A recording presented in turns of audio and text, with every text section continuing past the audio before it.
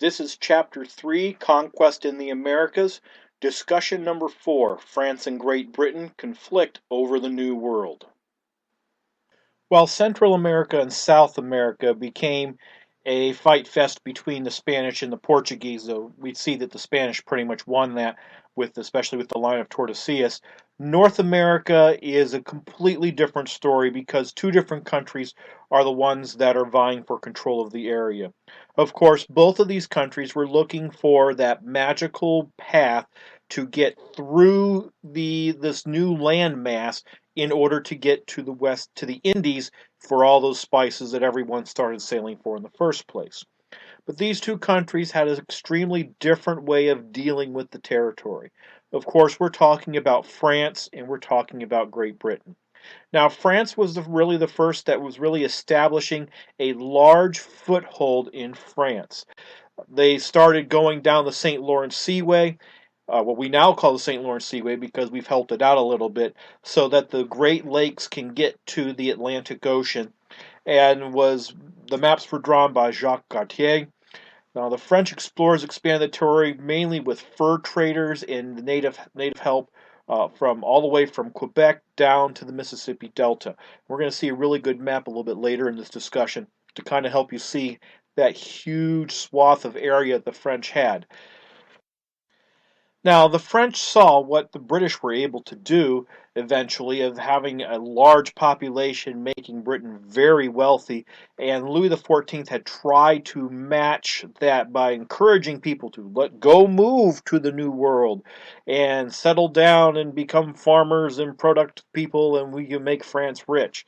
However, one of the things that really put a squelch on France being able to establish itself in its North American holdings is that the primary method of getting into the area, the St. Lawrence Seaway, for those of you who need a little bit of help in geography, that's Canada. Is that the St. Lawrence Seaway is the boundary between the United States and Canada. And one of the big problems is that it's cold there. And there's a lot of ice when it's cold, and not very conducive to doing a whole bunch of farming. And France primarily was using the area as a place to get rich quick. People would come to North America, trappers, hunters, they hunt as many animals they could, get the furs, which were very valuable back in Europe, sell them and make themselves some money. There were a lot of nomadic people that were going to France. Again, just going to where the animals were.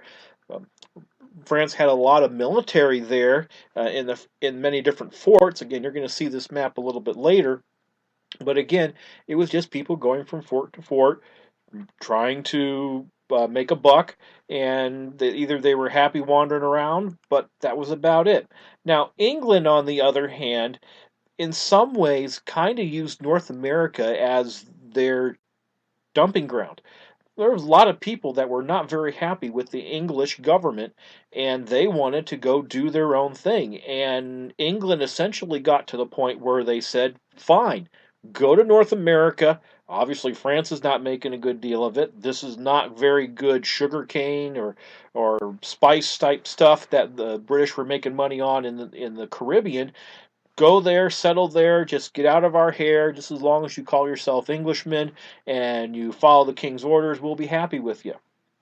Of course, we know, hopefully from American history, that we had two primary colonies that were set up at first. We have Jamestown in Virginia, which wasn't supposed to be an economic establishment, didn't really get a whole very far as the sugar cane and stuff, but they did find tobacco, and that became a huge cash trap for the uh, for the English colonies. Also, though, we have Massachusetts being settled as primarily a religious escape. These were people who did not believe that the Anglican Church, the Church of England, was teaching appropriate doctrine. They had tried to purify the doctrines of the Church of England, and they didn't get anywhere, so they decided that they were going to go live underneath their own religious ideas, and thus the Pilgrims landed in the Mayflower. Of course, one of the important things about the Pilgrims and the Mayflower is the document that they wrote as they arrived in Massachusetts.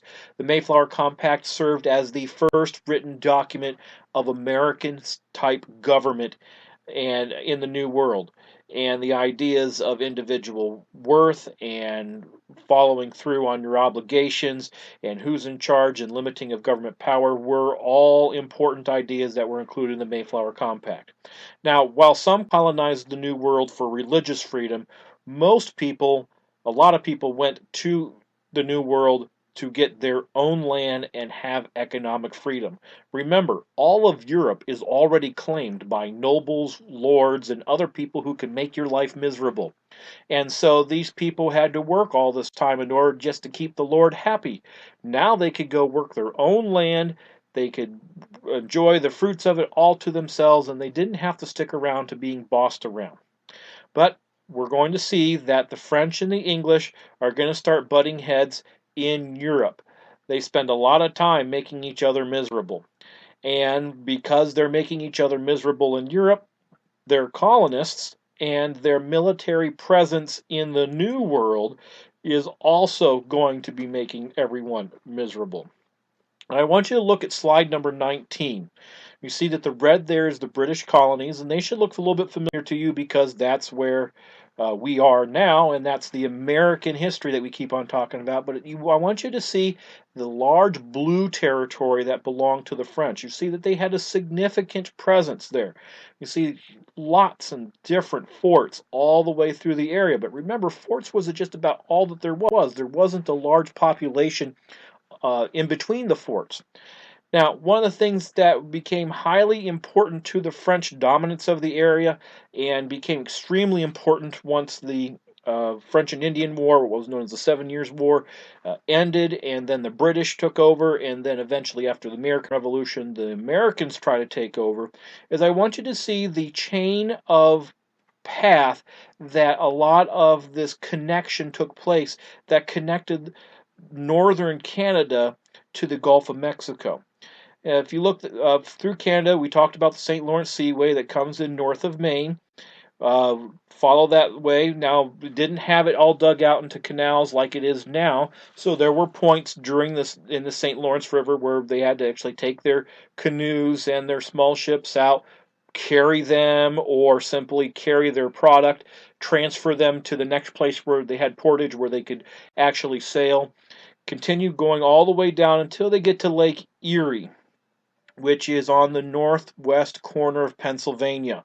Now, when they get to Lake Erie, they would have to get out of their boats and then they'd have to travel a couple, 150, 200 miles south and carrying their stuff until they got to a saleable area on one of the three rivers. Now, Three Rivers is a reference to a point which we now call Pittsburgh, where the Allegheny, the Monongahela come together and form the Ohio River. Now, they wouldn't have to wait till they got to that point, but that was an extremely important location. Then they take the Ohio River out of what we now call Pittsburgh in western, what we now call Pennsylvania. They take the Ohio River across the southern border of Ohio, across the southern border of what we now call Indiana, and then into the southern border of Illinois until it would join up with the Mississippi River. And then the Mississippi River obviously dumps down into the Gulf of Mexico. Reason why this is important is because that's what made all that connection possible and really established French control over the area. So, we have the French and Indian War. That's what we called it in the Americas. It was called the 7 Years' War because in some ways it was probably the First World War. Everywhere that the French and the British had an existence, whether it be a colony or in the countries themselves or on the high seas, they were fighting each other. So it was all over. In 1763, the Treaty of Paris established that, yes, the French lost, and that all of the French holdings in North America were to be surrendered to the British, except for Louisiana. And so that essentially established the British were in, the French were out, and the British really were not going to have to worry about the French again in the North American continental area. Just a brief side point about the Seven Years' War. It's highly likely that we know who started it on a much different level. See, remember we talked about that extremely important location in Pittsburgh where the three rivers came together, and there was a French fort established there. And the British were going to essentially say, we're going to ask you to leave. But they were probably going to get lost in the woods of the Allegheny Mountains. And so they had asked a local surveyor who also had some military experience in the Virginia militia, to lead them through the woods so that they could get to this Fort Duquesne. This Virginia militia member we now know as George Washington. George Washington delivered the ultimatum saying, French, leave or else. The French kind of laughed at them, and then when Washington started to return, he was then attacked by French and their Indian help, and that is recognized to be the beginning of the French and Indian War, or the Seven Years' War. And so the United States hero had a prominent involvement in the beginning of this World War. This concludes discussion number 4, France and Great Britain conflict over the New World.